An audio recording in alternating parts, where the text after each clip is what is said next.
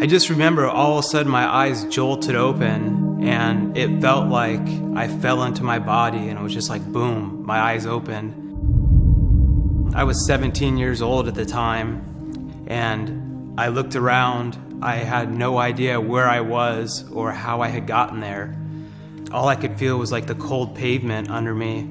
And as I looked over, I saw this dude that had a giant beard. As I stood up and kind of started walking out towards the door, I noticed that I was in a jail cell. I called my parents. I hadn't talked to them for about 2 months at that time. "Hi, this is your son. I'm in jail and I need you to pick me up." As they took my mugshot, I saw my face appear on the screen, and the whole left side of my face was smashed in. I had been driving under the influence. My blood alcohol was basically so high, I should have been legally dead. My left eye socket was shattered.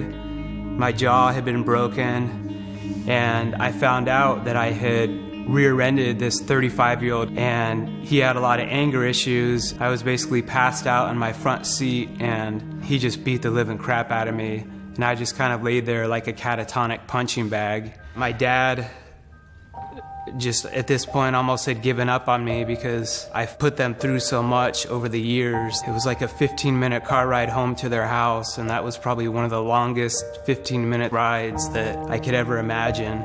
I had to get braces, and at that point in time, I had actually never read a book in my life. My dad happened to have an old copy of Stephen King's Pet Sematary, and I just happened to pick it up, and I started reading it.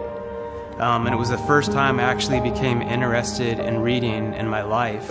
I didn't have the type of roommates that would take you home from a place. Like, I had the type that if we were passed out, they would like dump more shots down your throat while you were unconscious.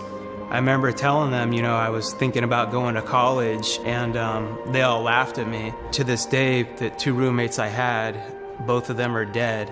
One got way too high on cocaine one night. He has a daughter, a little girl, and he just blew his head off. The other one, I found out, overdosed on cocaine and sleeping pills. I'm not the type of guy that likes to preach down people's throats, but I definitely did believe in God. But I remember just kind of starting to listen to him more for the first time, and him saying, you know, the reason you're not seeing any fruits in your life is because of the choices that you're making. I always tell people kind of one of the first things I did, besides reading that first book, was choosing to stop hanging out with the people I was hanging out with.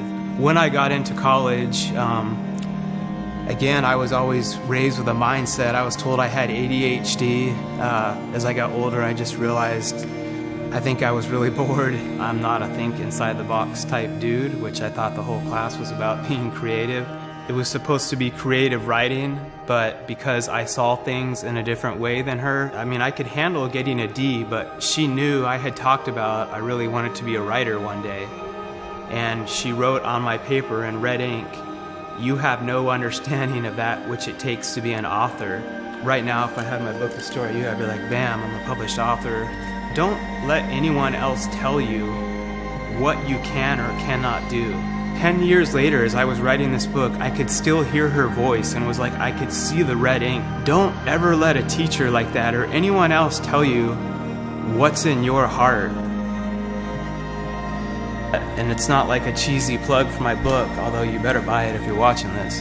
I think from being that kid that was in jail and just realized what it was to have that rock bottom and to really want to never give up, because that's what eventually got me to read that first book, which truly began to change my mindset, that changed my life.